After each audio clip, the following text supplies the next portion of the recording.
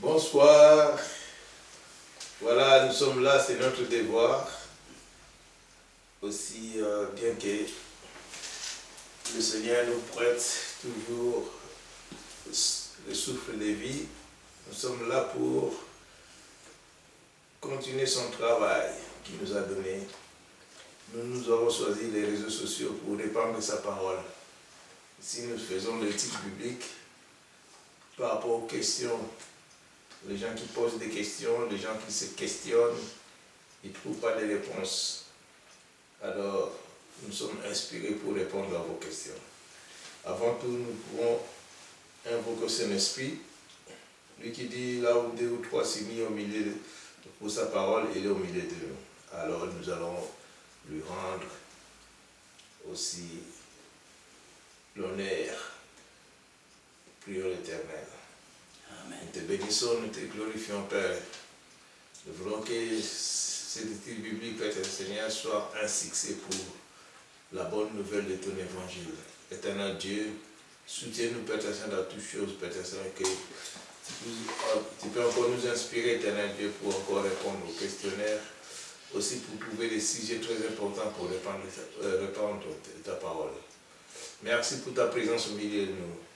Nous avons la paix, la joie, Père Seigneur, ce sont des choses qui montrent que tu es au milieu de nous. Parce que la parole de Dieu, la joie de l'Éternel sera notre force. C'est pour cela, Éternel Dieu, nous voulons avoir la force.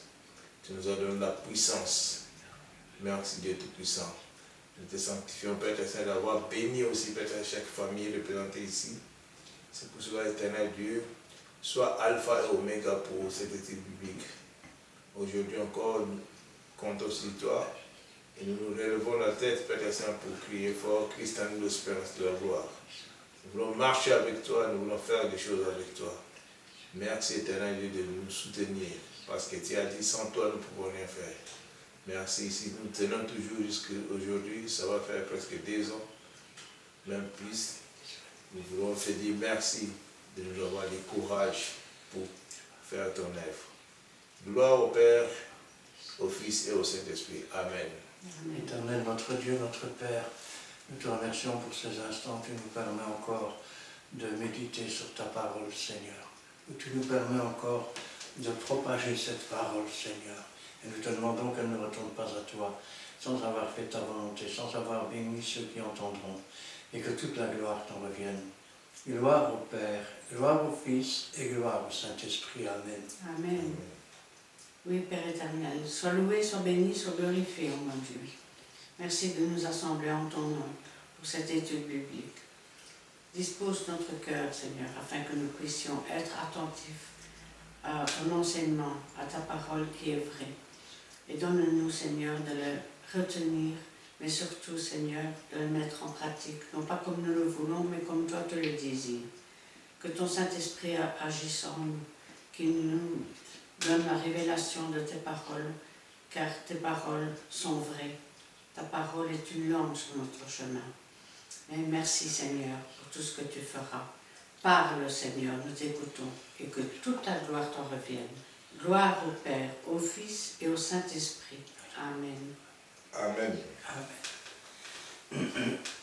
Voici, nous sommes vraiment à l'ère qu'il faut pour faire l'étude biblique à travers ces réseaux sociaux que nous avons choisis. Étant donné qu'il y a encore des vidéos qui sont sur YouTube, je peux vous communiquer. Si celle-ci, c'est votre première vidéo, vous trouvez encore sur la même adresse, Christian Delso, D-E-L-S-A-U-X. Vous trouverez des vidéos qui sont encore, il y a même des centaines de vidéos. 402. Donc voilà. Et nous sommes là pour répondre à vos questions. Et si vous voulez rejoindre à nous, nous sommes à Péniel, une église, donc la Fraternité évangélique des Pentecôtes Péniel. Nous sommes situés sur la rue Paul Johnson, numéro 55, à Montigny-Sissambre. L'école postale c'est 60-61 à Charleroi, donc à Montigny-Sissambre. Et aujourd'hui, de quoi s'agit-il? Nous allons parler de la plénitude, Pasteur Christian. La plénitude. Alors d'abord, il faudrait connaître la signification du mot plénitude. Plénitude signifie complet. Ça signifie en pleine possession, par exemple en pleine possession de ses moyens, de sa richesse, de son intégrité. Alors il est évident que quand on parle de plénitude, nous ne pouvons pas parler, je vais dire, et dire que nous sommes toujours dans la plénitude. Pourquoi? C'est simple. Déjà, nous avons reçu la rédemption de nos âmes et pas encore celle de nos corps. Ce qui veut dire que nous ne sommes pas en possession de la plénitude du salut, qui voudrait que nous soyons à la fois dans un corps glorifié, avec une âme glorifiée. Et puis, rappelez-vous toujours que la plénitude, ça veut dire complet. Or, nous connaissons en partie, nous prophétisons en partie. Alors aujourd'hui, on va voir un peu ce que c'est que la plénitude. Et pour ça, on peut commencer avec le chapitre 63 d'Ésaïe. Nous pouvons lire là de versets 1 à 6. Nous lisons la parole de Dieu dans le livre d'Ésaïe, chapitre 63, versets 1 à 6. Quel est ce guerrier qui vient d'Édom, de Otara, en vêtements rouges, en habits éclatants, et se redressant avec fierté dans la plénitude de sa force? C'est moi qui ai promis le salut, qui ai le pouvoir de délivrer. Pourquoi tes habits sont-ils rouges, et tes vêtements comme les vêtements de celui qui foule la cuve? J'ai été seul à fouler au pressoir, et nul homme d'entre les peuples n'était avec moi. Je les ai foulés dans ma colère, je les ai écrasés dans ma fureur. Leur sang a jailli sur mes vêtements, et j'ai souillé tous mes habits. Car un jour de vengeance était dans mon cœur, et l'année de mes rachetés est venue. Je regardais personne pour m'aider. J'étais étonné et personne pour me soutenir. Alors mon bras m'a été en aide, et ma fureur m'a servi d'appui. J'ai foulé des peuples dans ma colère, je les ai rendus ivres dans ma fureur, et j'ai répandu leur sang sur la terre. Amen. Alors on peut trouver ce récit un peu cruel, mais en fait ce récit nous raconte ce qui va se passer quand toutes les nations vont se diriger vers Israël, et que les 12 000 de chaque tribu vont se diriger vers le mont des Oliviers, que Jésus va poser son pied sur le mont des Oliviers, que le peuple d'Israël va passer dans la vallée qui aura été ouverte là-bas, et alors, dans la vallée de Josaphat, c'est-à-dire la vallée du jugement, Jésus va écraser le peuple.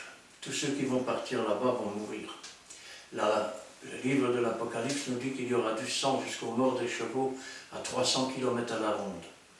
Ce qui nous intéresse bien sûr dans ce récit, c'est que qui est celui qui vient d'Édom, de Bostra, en vêtements rouges, en habits éclatants, et se redressant avec fierté, dans la plénitude de sa force. C'est-à-dire, il va mettre toute sa force pour faire cela. Il n'y a personne qui va lui venir en aide. Ça veut dire que Jésus-Christ est celui qui a la plénitude de la force. Rappelez-vous que dans les livres des Proverbes, il se fait appeler la sagesse. Moi, la sagesse, j'étais là quand il a tracé un cercle de la terre, jouant sans cesse et trouvant mon plaisir parmi les fils de l'homme. Jésus était à l'œuvre dès le commencement et il sera à l'œuvre jusqu'à la fin. Alors, nous voyons que quand on parle de force, on peut parler pour Jésus de la plénitude. Ça veut dire qu'il n'a aucune limite dans sa force. Tout ce qui a été fait par la parole de Dieu, et rien de ce qui a été fait n'a été fait sans elle. Cette parole a été faite chair, elle s'appelle Jésus-Christ. Il est la plénitude de la force. On parle parfois de plénitude de la force quand on parle aussi des individus, l'âge où ils étaient le plus forts. Mais la plénitude de leur force ne veut pas dire la plénitude de la force. Alors, Jésus-Christ, lui, il est complet. Nous sommes dans Jean chapitre 1, versets 14 à 18. Nous lisons la parole de Dieu dans le livre de Jean, chapitre 1, les versets 14 à 18. Et la parole était faite chair, et elle a habité parmi nous, pleine de grâce et de vérité. Et nous avons contemplé sa gloire, une gloire comme la gloire du Fils unique venu du Père.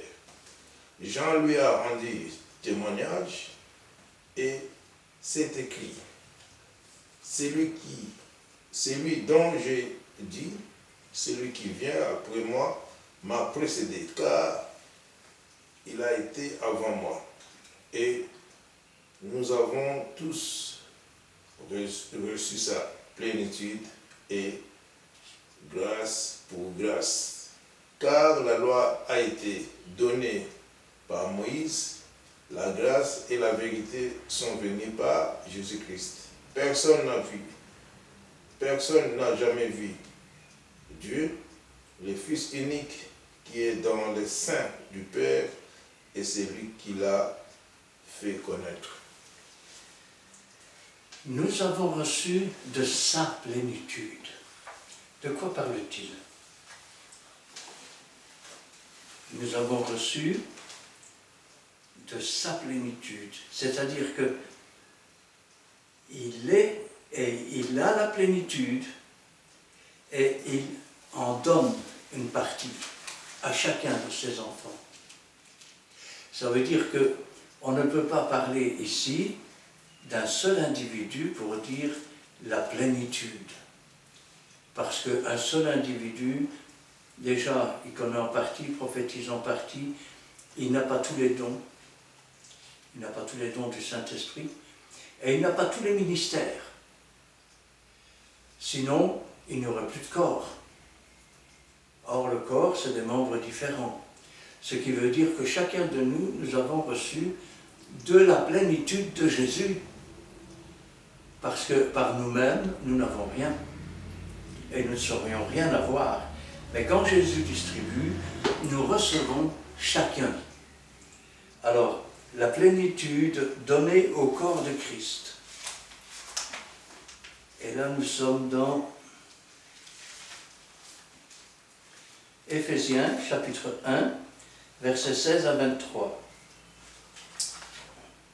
À 23 ? Ouais. Éphésiens, chapitre 1, versets 16 à 23. Nous lisons la parole de Dieu dans le livre aux Éphésiens, chapitre 1, versets 16 à 23.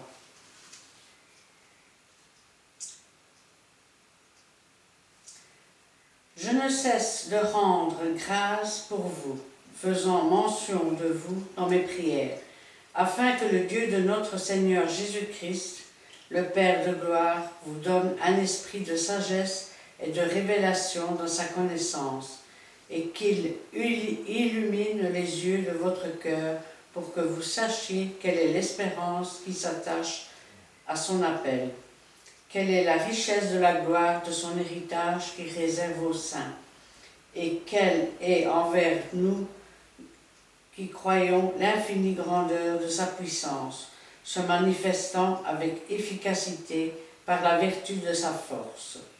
Il l'a déployé en Christ en le ressuscitant des morts et en le faisant asseoir à sa droite dans les lieux célestes, au-dessus de toute domination, de toute autorité, de toute puissance, de toute dignité et de tout nom qui se peut nommer non seulement dans le siècle présent, mais encore dans le siècle à venir. Il a tout mis sous ses pieds et il l'a donné pour chef suprême à l'Église, qui est son corps, la plénitude de celui qui remplit tout en tous. Amen. Amen. Il est le chef de l'Église. Il est la tête. Et c'est lui qui distribue la plénitude dans le corps de Christ. En sorte que c'est comme un partage qui est son corps, la plénitude de celui qui remplit tout en tous.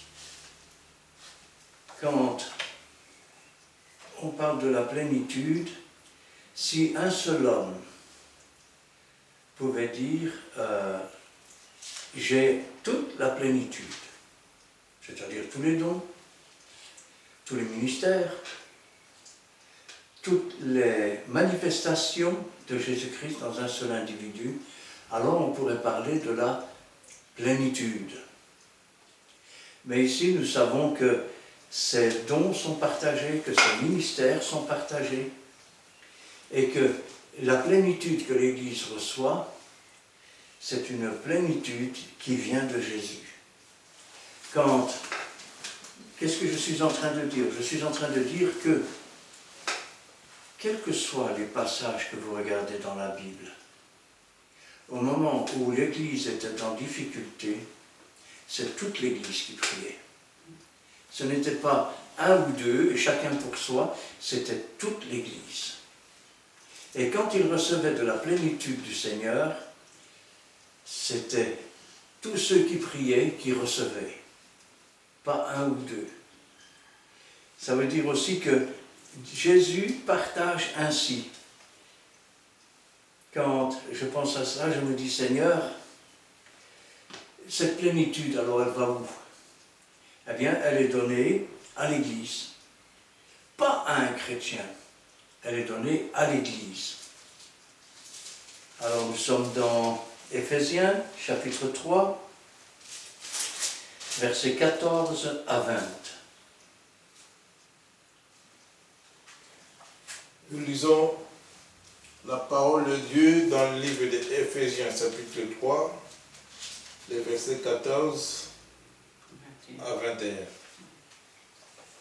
À cause de cela, je fléchis les genoux devant le Père, duquel tire son nom toute famille dans le ciel et sur la terre, afin qu'il vous donne selon la richesse de sa gloire d'être puissamment fortifié par son esprit dans l'homme intérieur, en sorte que Christ habite dans vos cœurs par la foi, afin qu'étant enraciné et fondé dans l'amour, vous puissiez comprendre avec tous les saints, lesquels est la largeur, la longueur, la profondeur et la hauteur, et connaître l'amour de Christ qui surpasse toute connaissance, en sorte que vous soyez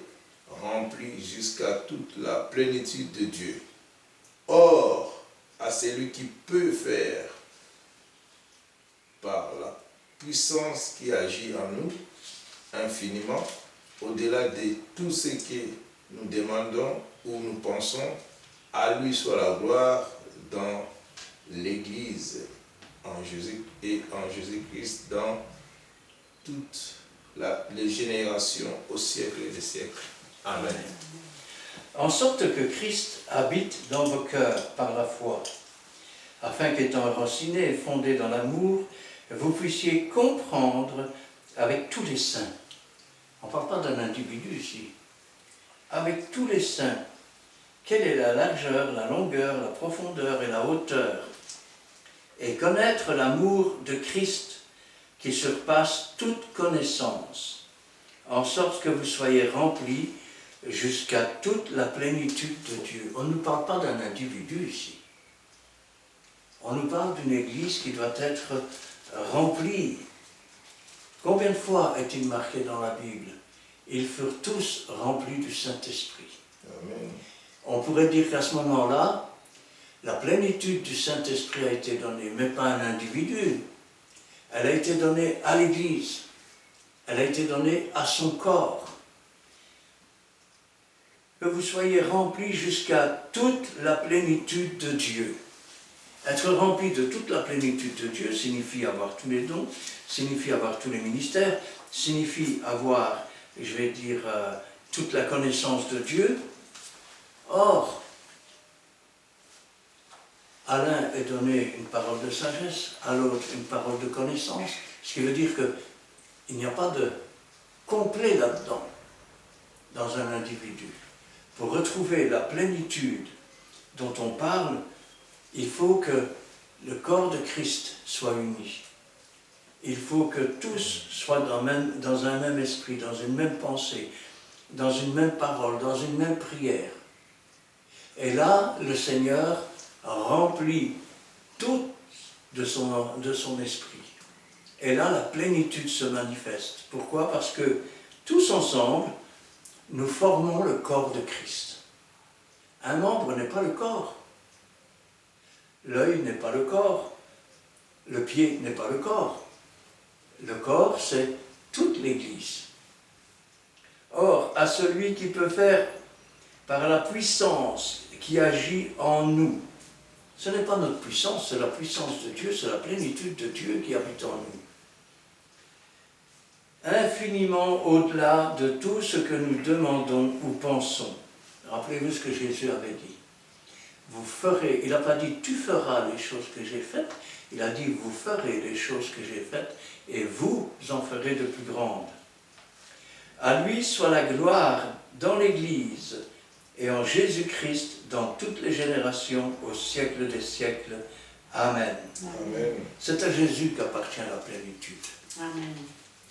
Là, nous sommes dans Colossiens, chapitre 1, et le verset 18 à 23.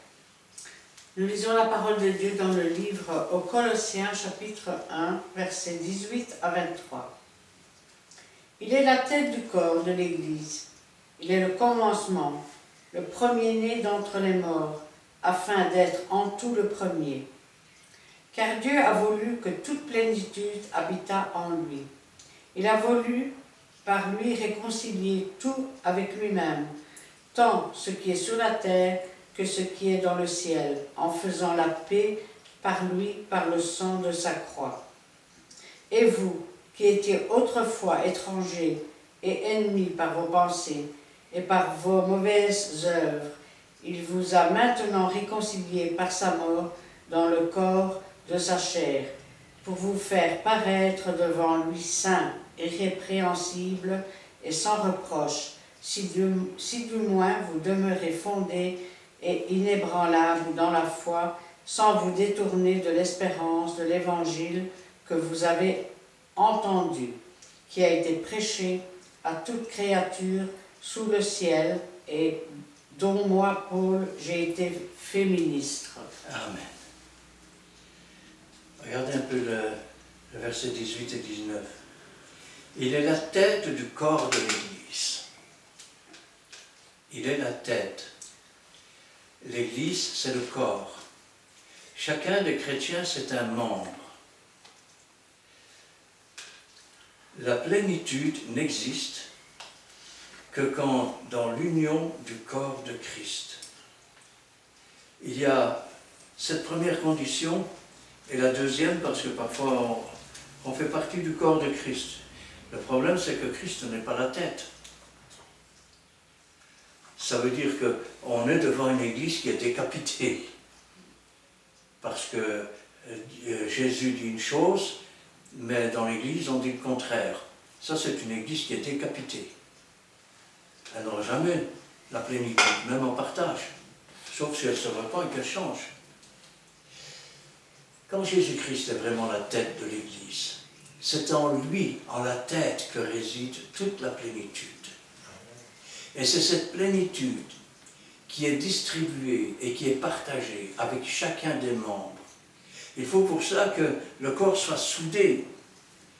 Parce que si maintenant mon corps est dissipé, j'ai un doigt là-bas, un pied là-bas, une jambe là-bas, je ne suis plus un corps. Je ne suis que des membres à droite et à gauche.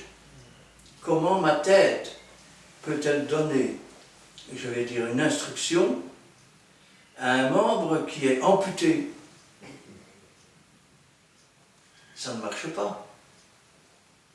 La condition, c'est que tous les membres doivent être liés les uns aux autres. Vous savez,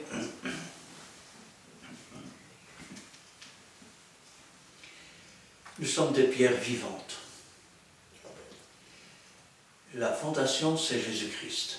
Que chacun prenne garde à la façon dont il bâtit dessus, car on ne peut mettre aucun autre fondement, à savoir Jésus-Christ. Mais le ciment, le lien, c'est le Saint-Esprit. Ça veut dire que si vous retirez le Saint-Esprit, il n'y a plus que des blocs qui ne tiennent pas les uns aux autres. Avec le Saint-Esprit, ou avec le ciment, les blocs tiennent ensemble, les pierres vivantes tiennent ensemble. Elles sont liées par le lien de l'amour et du Saint-Esprit. À ce moment-là, Jésus-Christ qui est la tête, et en qui réside toute la plénitude, distribue à tout son corps. Pas seulement un membre, à tout son corps. Rappelez-vous les paroles de Dieu, je ne donnerai pas ma gloire à un homme. Ça veut dire qu'il ne mettra pas toute sa gloire et toute la plénitude, parce que quand on parle de toute la plénitude, on pourrait dire il est Dieu, il est plus qu'un homme, il est Dieu. Ça veut dire qu'il est Dieu qui conduit un corps. Ce corps doit être soudé, chacun des membres doit être obéissant, chacun doit rechercher la volonté de Dieu. Et c'est comme ça que l'Église, à ce moment-là, je n'ai pas dit un homme, j'ai dit l'Église, entre dans la plénitude. Ça veut dire que tout ce que le Seigneur a fait sur la terre, ce corps est capable de le faire, et même de faire plus, parce que Jésus lui a donné. Alors, dans le corps de Christ habite la plénitude. Et nous sommes dans Colossiens, chapitre 2, versets 8 à 15. Nous lisons la parole de Dieu dans les livres des Colossiens, chapitre 2, les versets 8 à 14. Prenez garde que personne n'efface de vous sa proie par la philosophie et par une vaine tromperie, s'appuyant sur la tradition des hommes, sur le rudiment du monde et non sur Christ, car en lui habite corporellement toute la plénitude de la divinité. Vous avez tous pleinement en lui qui est le chef de toute domination et de toute autorité. Et c'est en lui que vous avez été circoncis d'une circoncision que la main n'a pas faite, mais de la circoncision du Christ, qui consiste dans le dépouillement du corps de la chair. Ayant été ensevelis avec lui par le baptême, vous êtes aussi ressuscités en lui et avec lui par la foi en la puissance de Dieu qui l'a ressuscité des morts. Vous qui étiez morts par vos offenses et par l'incirconcision de votre cœur,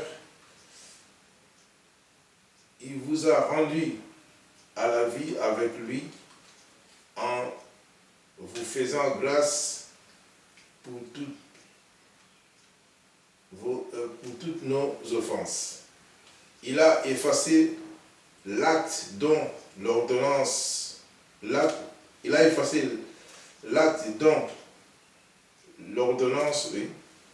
nous condamnait et qui subsistait contre nous, et il a détruit en les clouant à la croix.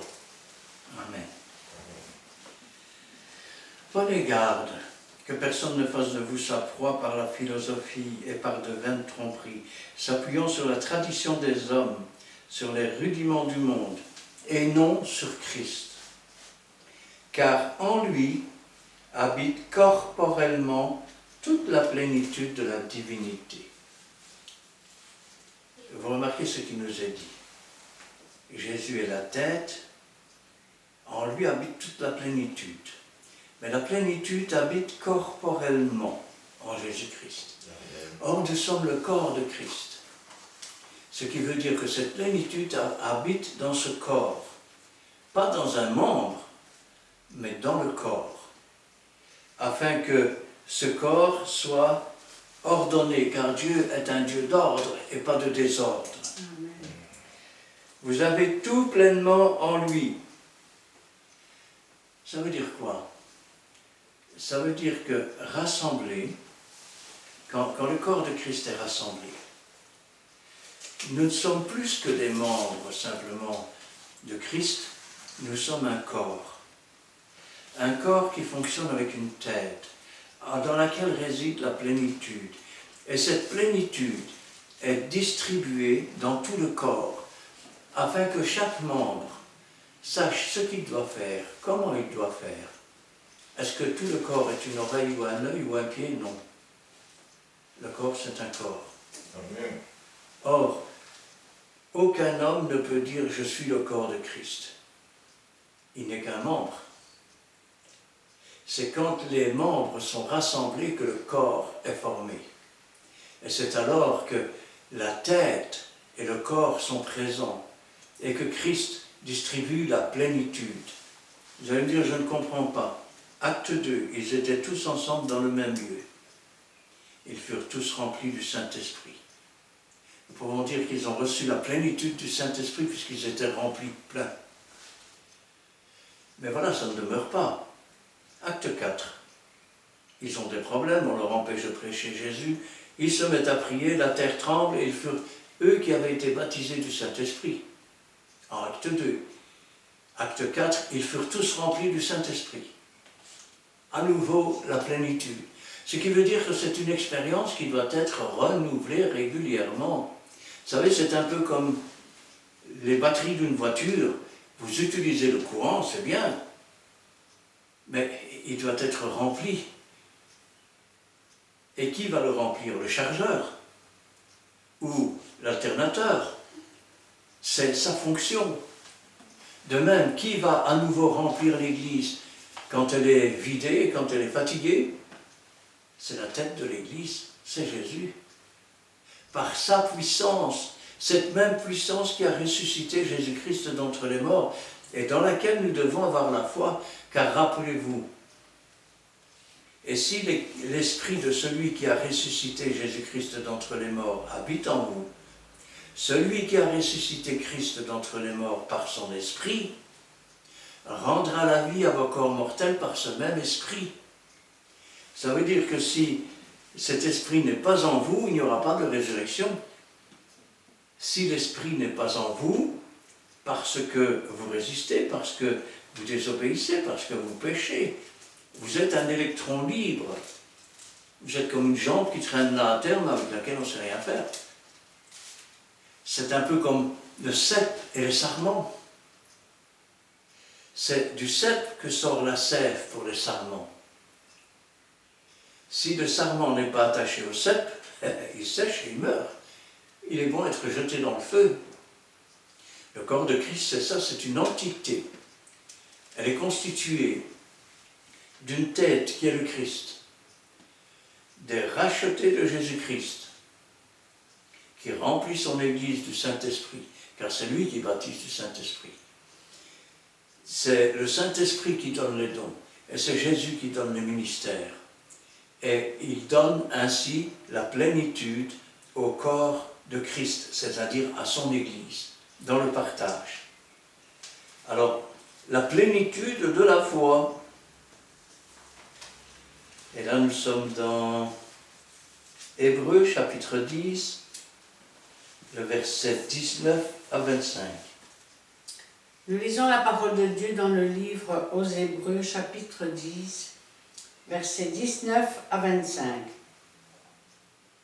Ainsi donc, frères, puisque nous avons, au moyen du sang de Jésus, une libre entrée dans le sanctuaire par la route nouvelle et vivante qu'il a inaugurée pour nous au travers du voile, c'est-à-dire de sa chair, et puisque nous avons un souverain sacrificateur établi sur la maison de Dieu, approchons-nous avec un cœur sincère dans la plénitude de la foi, les cœurs purifiés d'une mauvaise conscience et le corps lavé d'une eau pure.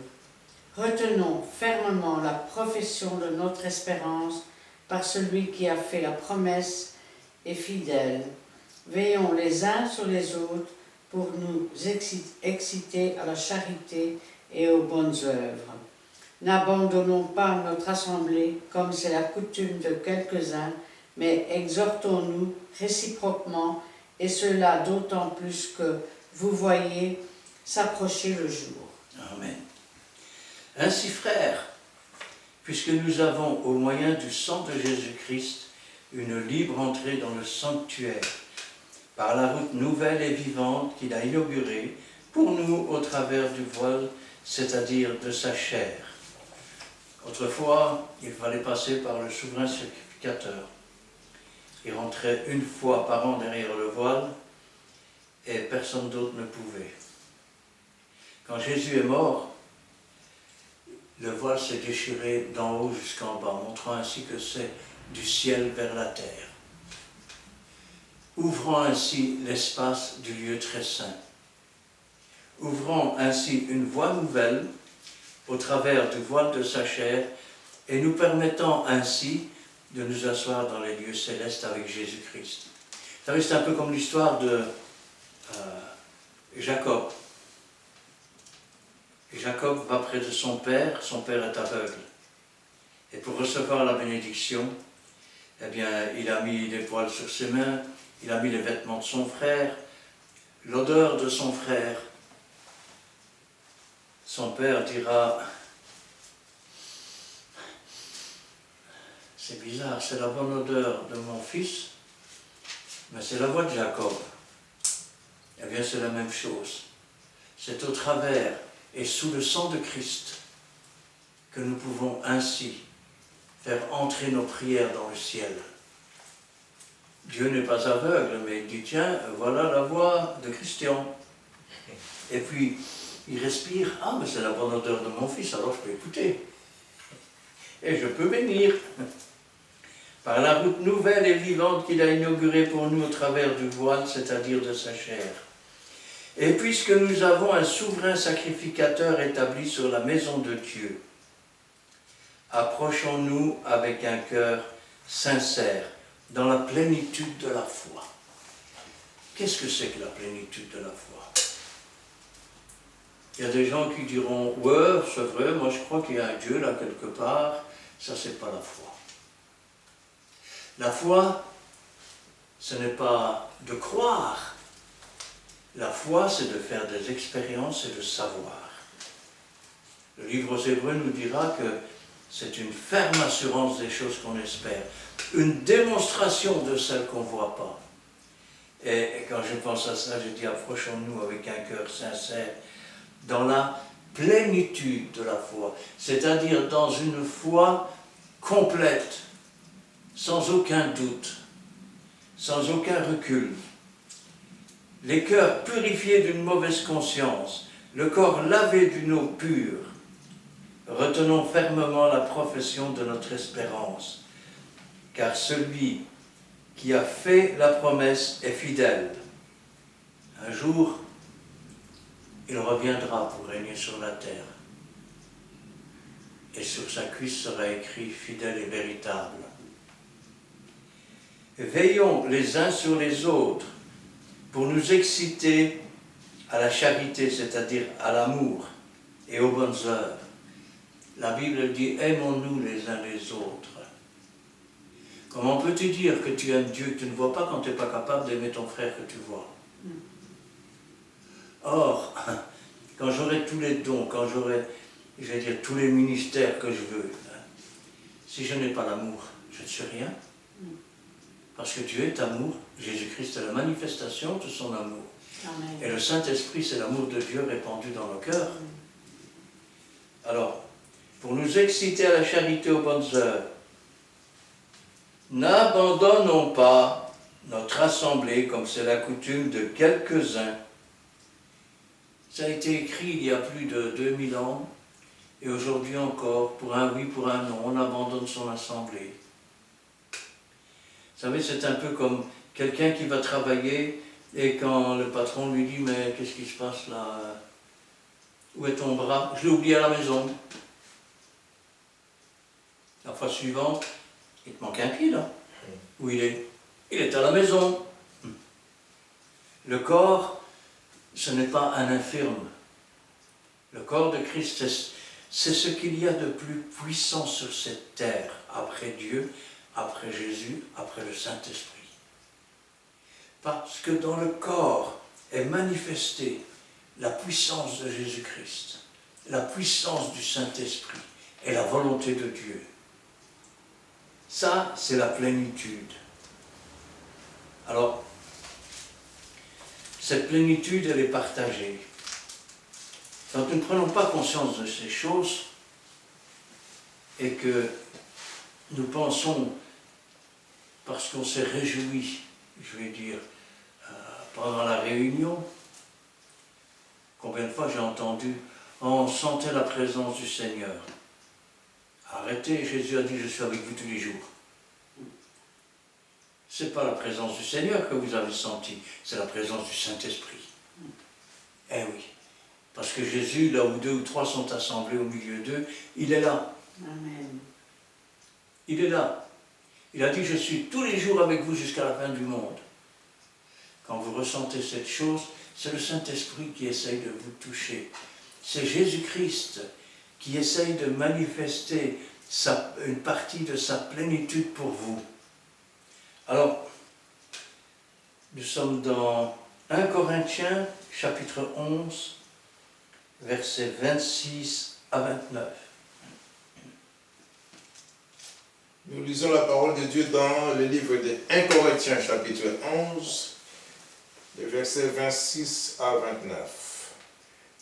Car, toutes les fois que vous mangez ce pain et que vous buvez cette coupe, vous annoncez la mort du Seigneur jusqu'à ce qu'il vienne. C'est pourquoi celui qui mangera le pain ou boira la coupe du Seigneur indignement sera coupable envers le corps et le sang du Seigneur. Que chacun donc s'éprouve soi-même et qu'ainsi il mange du pain et boive de la coupe. Car celui qui mange et boit sans discernement le corps du Seigneur mange et boit un jugement contre lui-même. Voilà des paroles qui sont souvent bien mal comprises. Tenez par exemple, c'est pourquoi celui qui mangera le pain boira la coupe du Seigneur indignement. Ça veut dire quoi? Si j'ai péché, avant que l'on donne la Sainte Seine, tu peux toujours te repentir, tu peux toujours demander pardon pour tes manquements, pour tes offenses. Il sera coupable envers le corps et le sang du Seigneur. Ça veut dire quoi? Le corps, c'est qui? C'est l'Église. Le sang, c'est quoi? C'est la purification du péché. Quand tu te présentes indignement devant le Saint Repas et que tu sais que tu es dans le péché, que tu ne te repens pas, tu pèches contre le corps parce que tu fais du corps de Christ un infirme. Une partie de ce corps que tu es et qui ne peut pas recevoir la plénitude, en sorte que la plénitude de Christ ne puisse pas se manifester, puisqu'il y a un manquement quelque part. Et donc tu es coupable envers le corps, mais aussi envers le sang de Christ, puisque le sang de Christ a été versé pour effacer cela, et tu n'en as pas fait usage ou appel. Celui qui mange et boit sans discerner le corps du Seigneur,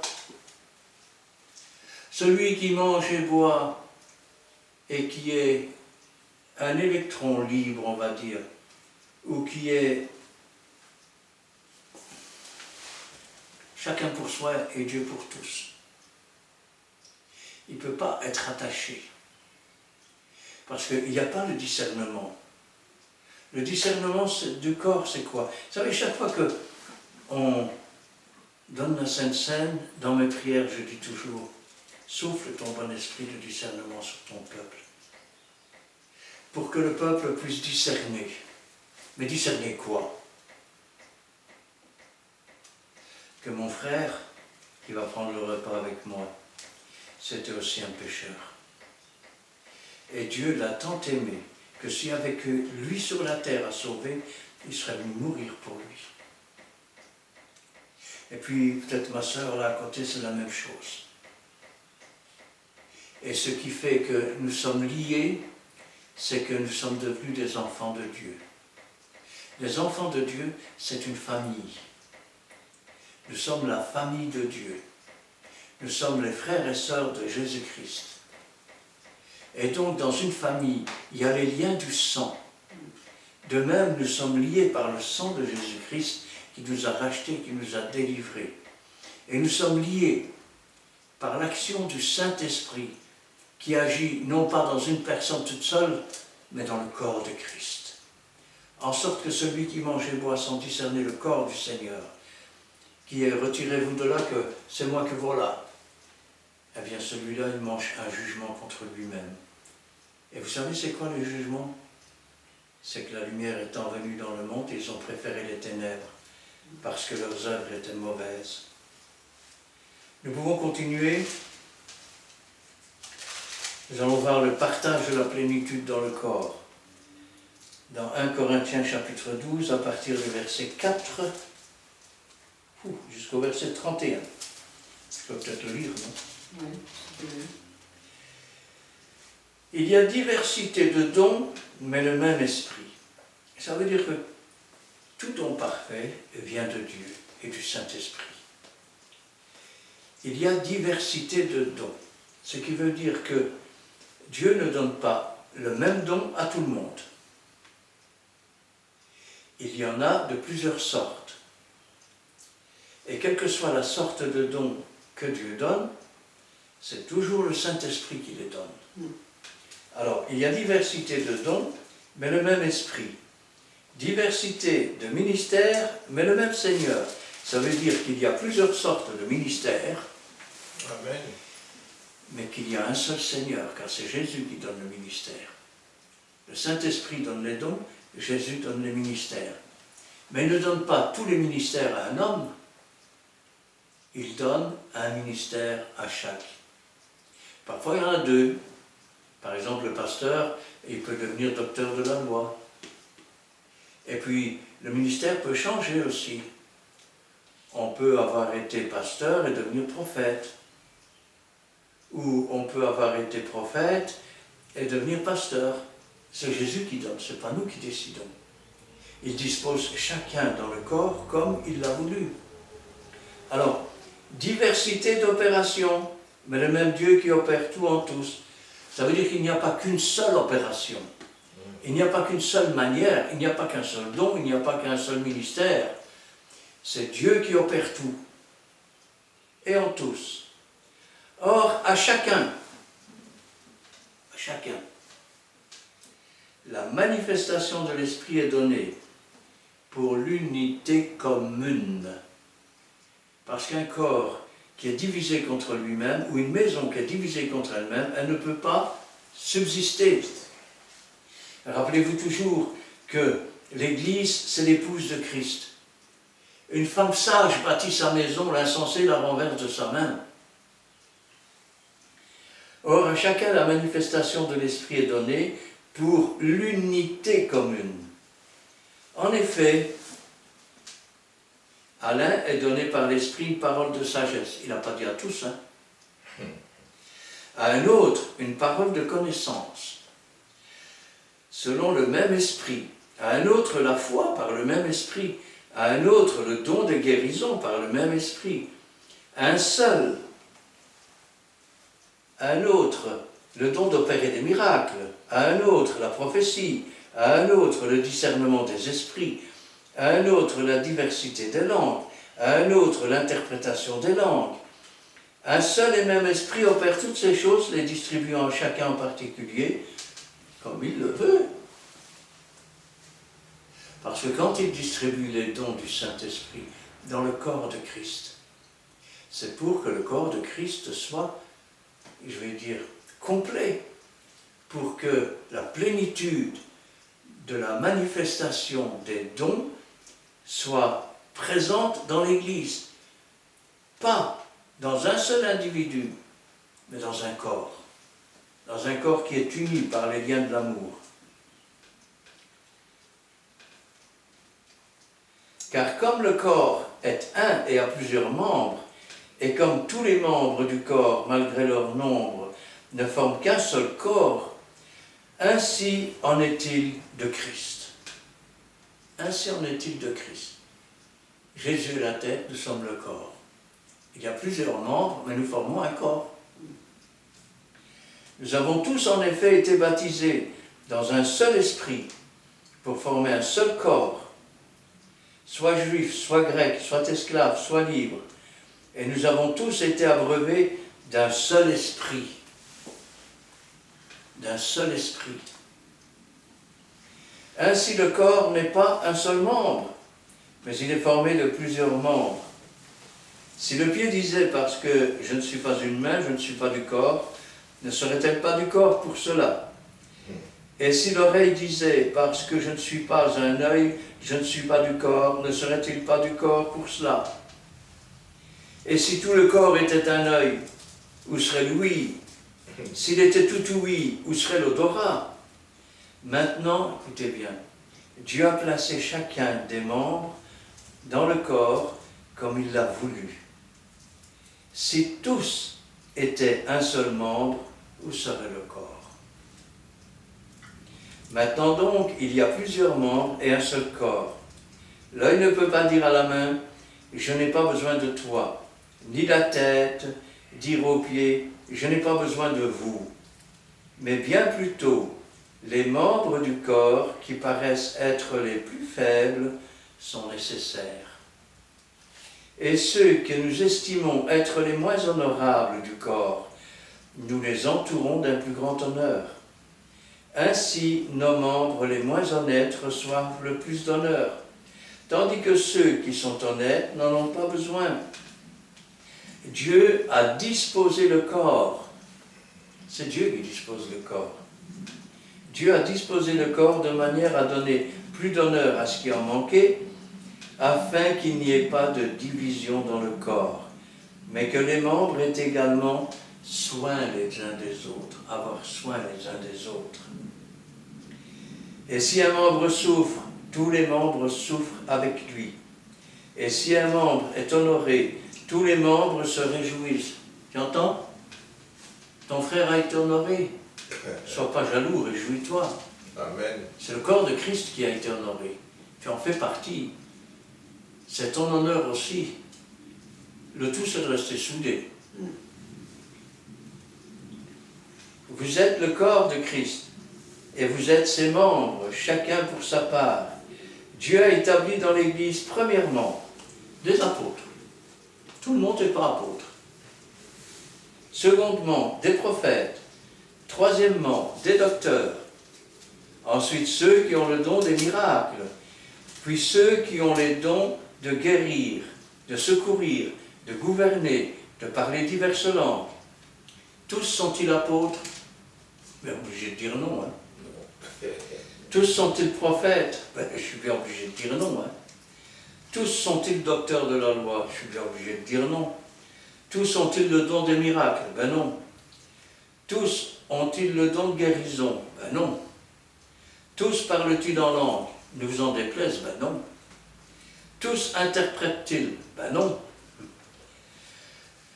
Aspirez aux dons les meilleurs. Aspirez aux dons les meilleurs. Quel est le meilleur que je puisse aspirer? Le meilleur, ce n'est pas celui que je voudrais bien. Le meilleur, c'est celui que Dieu a préparé pour moi avant la fondation du monde. Parce que Dieu savait ce que j'aurais besoin. Il savait quel ministère je devrais avoir. Il savait quel don je devais recevoir. Et c'est après cela que je dois courir. Après la volonté de Dieu. Dieu donne le Saint-Esprit à ceux qui lui obéissent. Amen. À ceux qui lui demandent. Mais si tu lui demandes pour mettre une auréole au-dessus de ta tête, tu ne l'auras jamais. Quand tu demandes le Saint-Esprit, ça doit être pour acter, pour travailler, pour faire grandir le corps de l'Église. Un seul et même Esprit opère toutes ces choses, les distribuant à chacun comme il le veut, pour l'édification de l'Église. Alors, nous sommes maintenant dans 1 Corinthiens chapitre 13, versets 8 à 13. Nous lisons la parole de Dieu dans le livre aux Corinthiens, 1 Corinthiens chapitre 13, versets 8 à 13. La charité ne périt jamais, les prophéties prendront fin, les langues cesseront, la connaissance disparaîtra, car nous connaissons en partie et nous prophétisons en partie.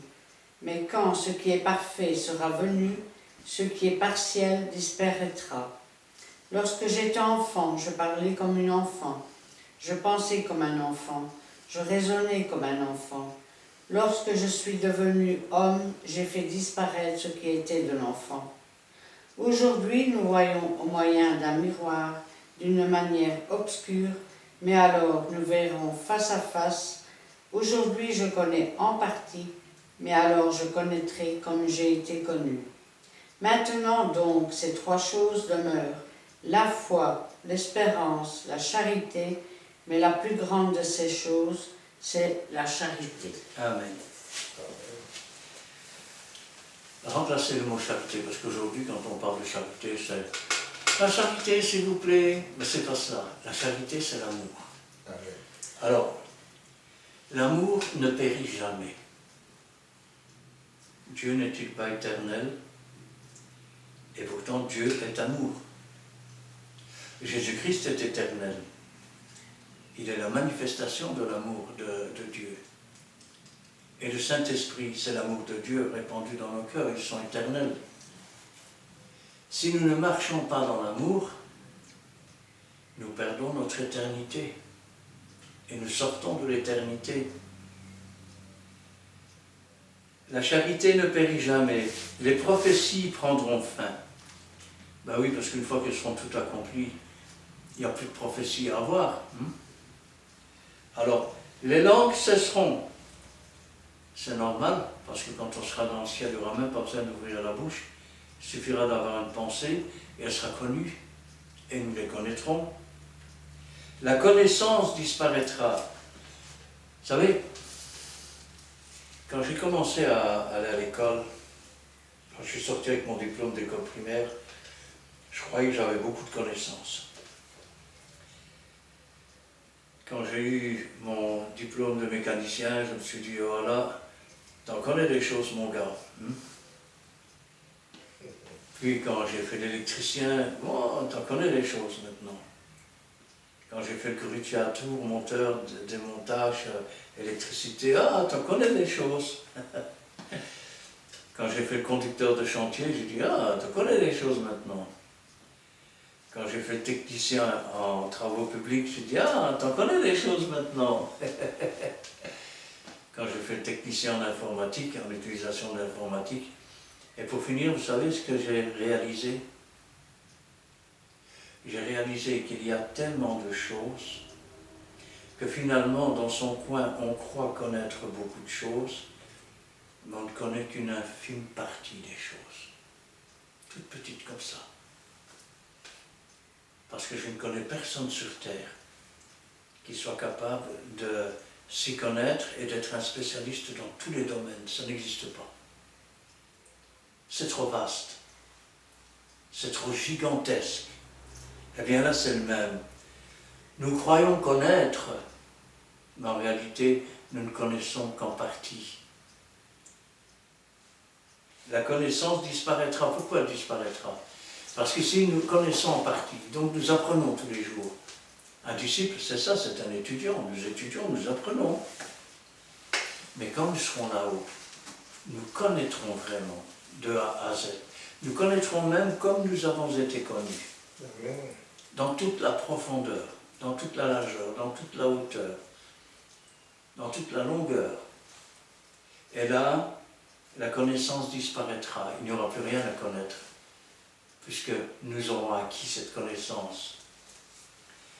Car nous connaissons en partie. C'est pour ça que la connaissance ne disparaît pas et que nous devons continuer à apprendre. Rappelez-vous que le peuple se meurt manque de connaissance. Nous prophétisons en partie. Ah, moi je suis prophète, un peu plus modeste. Tu ne peux prophétiser que ce qui t'est donné à prophétiser. Amen. Si Dieu ne te donne pas, tu n'as rien. Donc, remercie Dieu pour ce que Dieu te donne et arrête de te vanter, donne un peu gloire à Dieu. Mais quand ce qui est parfait sera venu, ce qui est partiel disparaîtra. Je vais le dire autrement. Tout à l'heure, je vous l'ai dit, nous avons reçu la rédemption de notre âme, pas encore celle de notre corps. Ce qui veut dire que la plénitude ne peut pas habiter en un seul homme. Vous savez pourquoi? Parce que l'homme est encore dans un corps de chair pécheur. La plénitude, c'est Christ qui la possède. Il voit Dieu face à face. Vous ne pourriez pas regarder Dieu face à face, vous seriez détruit. Et pour que vous puissiez rentrer dans la maison de Dieu, il faudra que votre corps soit semé et qu'il soit habité du Saint-Esprit, pour que le moment venu, vous receviez un corps glorifié. Aujourd'hui, il y a une doctrine qui est vraiment diabolique.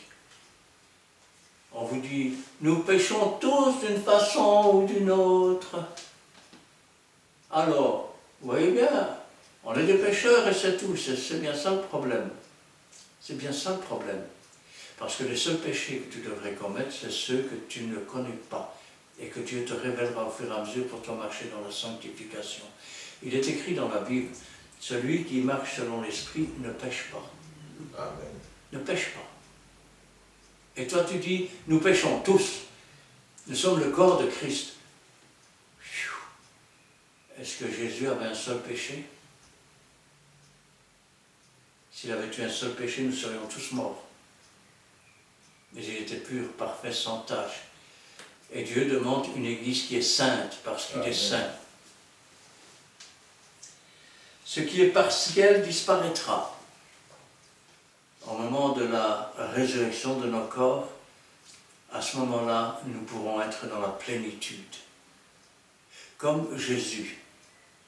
Tout disciple accompli sera comme son maître. Lorsque j'étais enfant, je parlais comme un enfant, je pensais comme un enfant, je raisonnais comme un enfant. Lorsque je suis devenu homme, j'ai fait disparaître ce qui était enfant. Rappelez-vous ce que dit l'apôtre Paul. Je vous ai donné du lait et non de la nourriture solide, parce que vous ne pouviez pas la supporter, vous ne le pouvez toujours pas. Et pourtant, regardez les écrits de Paul. Si ça c'est du lait, qu'est-ce que c'est que le beefsteak? J'ai fait disparaître ce qui était de l'enfant. Aujourd'hui, nous voyons au moyen d'un miroir, d'une manière obscure. Vous savez, les miroirs, autrefois, ils étaient faits de tôle que l'on cirait. Ça veut dire que vous aviez un reflet qui était déformé. Ça veut dire aussi que nous avons une vue partielle. Nous croyons tout connaître, mais nous n'avons qu'une vue partielle. Une vue approximative, une prophétie incomplète. Nous avons, je vais dire, une existence qui n'est pas complète. Parce que notre corps est toujours de chair. Or, rappelez-vous, l'esprit est bien disposé, la chair est faible. Et nous devons dominer sur cette chair, nous devons la faire mourir.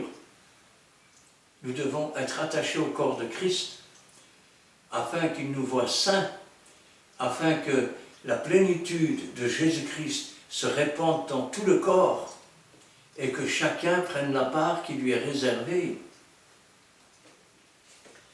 Mais alors, nous verrons face à face. Aujourd'hui, je connais en partie, mais alors je connaîtrai comme j'ai été connu. Maintenant, il y a 3 choses qui demeurent. La foi, c'est-à-dire la confiance et l'espérance par les, je vais dire, par les expériences que l'on a faites. L'espérance, nous attendons et nous nous attendons à quelque chose. C'est ça l'espérance. Si vous n'espérez rien, vous ne recevrez rien. Et la charité, l'amour. Mais la plus grande de ces choses, c'est l'amour. C'est pour ça qu'il est dit, aimez-vous les uns les autres. Tu aimeras ton Dieu de tout ton cœur, de toute ta force, de toute ta pensée, et ton prochain comme toi-même. Si tu n'aimes pas ton frère, tu te sépares de ton frère. Résultat, tu n'es plus dans un corps, tu es un membre qui traîne ici et là. Quand Jésus, la tête, va donner la plénitude à son corps, toi tu seras dehors. Et après tu seras jaloux. Tu regardes, celui-là, il a reçu ça, et moi, j'ai jamais rien. Déjà ton langage, c'est pas bon. Parce que quand il arrive quelque chose à ton frère, au lieu de dire « Il a sûrement fait une sacre à Dieu, hein !» Prie pour ton frère. Le malheur atteint souvent le juste, mais Dieu l'en relève toujours. Et si maintenant ton frère est béni, remercie Dieu pour cette bénédiction. Amen. Vous savez, je me souviens d'un jour, je terminerai par là, il y avait un malade dans l'église. Et le pasteur était sur la tribune, et puis il descend de la tribune, il se poste devant un malade, et il demande aux anciens de venir pour prier avec lui. Parmi ces anciens se trouvait un frère qui était malade. Il s'est approché. À aucun moment, il n'a pensé à lui-même. Parce qu'il avait de l'amour pour son frère malade. Il avait de la compassion. Alors, avec les autres anciens, il a imposé les mains à ce malade. Ce jour-là, le malade a été guéri. Mais Dieu a béni le frère aussi, il l'a guéri. Si maintenant il s'est approché en disant « Ouais, je vais prier pour les autres, je suis plus malade que lui », on n'aurait rien reçu. Amen. Amen. Amen. Voici la plénitude en long et en large. On vous laisse le temps de visualiser la vidéo. Aussi commenter, donner vos avis. Nous sommes là pour enchaîner aussi. Donc, c'est la vie en Jésus-Christ, c'est une vie quotidienne. Donc voilà. Amen. Et nous allons vivre cette aventure avec vous. Nous avons commencé par une prière, nous pouvons aussi terminer par une prière. Mais avant tout, je vous rappelle les adresses. Venez participer à cette aventure que nous avons commencée. Nous sommes dans YouTube sur l'adresse de Christian Delso, D-E-L-S-A-U-X.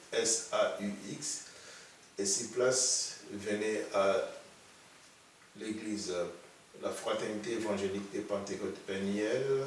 Nous sommes assis sur la rue Paul Johnson, numéro 55. Et nous voulons vraiment partager un bon moment avec vous, car Dieu vous aime tant aussi. C'est pour cela qu'on vous lance cette invitation. Donc venez participer et aussi poser des questions sur la rue Paul Johnson 55 à Montigny 600. Donc le code postal c'est 6061. Donc voilà, nous savons tous que Dieu est au milieu de nous, il nous fait grâce. Nous pouvons encore remercier Dieu pour mettre fin à cette étude biblique. Nous prions l'Éternel.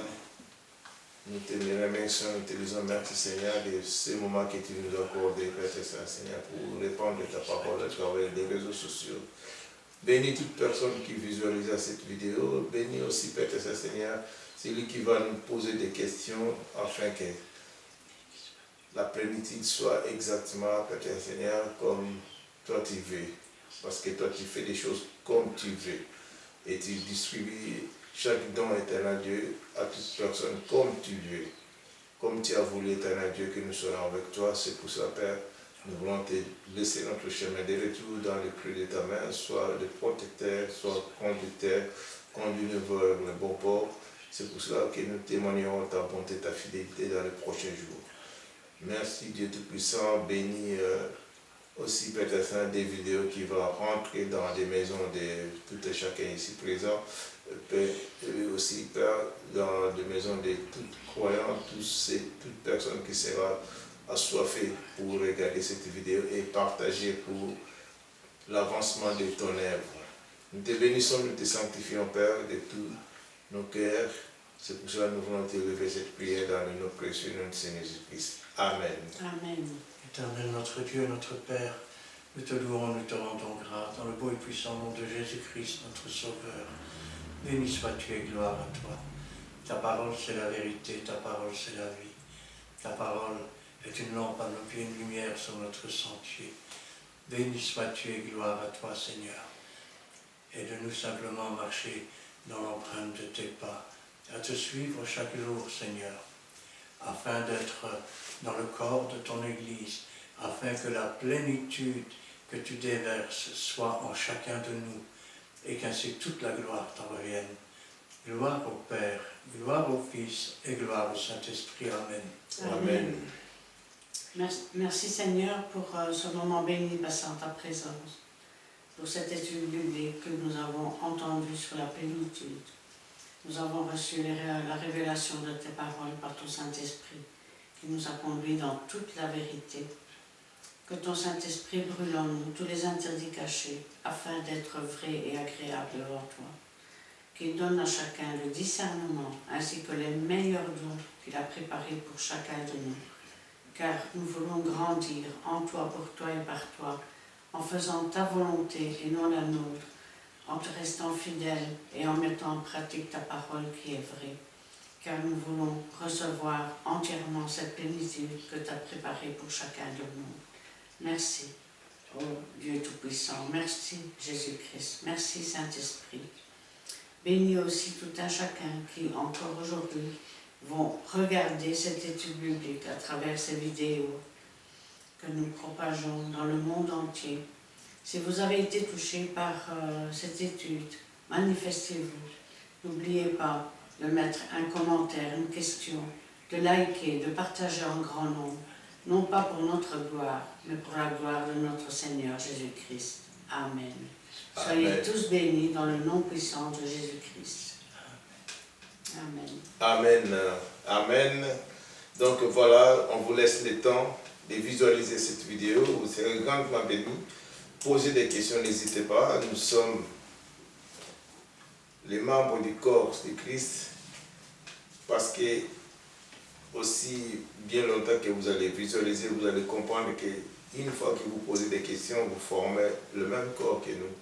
Donc, voyez, soyez un peu sympa. Donc, n'hésitez pas à poser des questions. Ça va nous aider encore à faire des recherches pour enseigner et donner cette étude biblique dans les prochains jours. Donc, voici, nos vidéos sont dans vos maisons. C'est à vous maintenant de voir comment vous allez participer à la bonne nouvelle de notre Seigneur Jésus-Christ. Et quant à nous, aujourd'hui, on vous dit bye bye.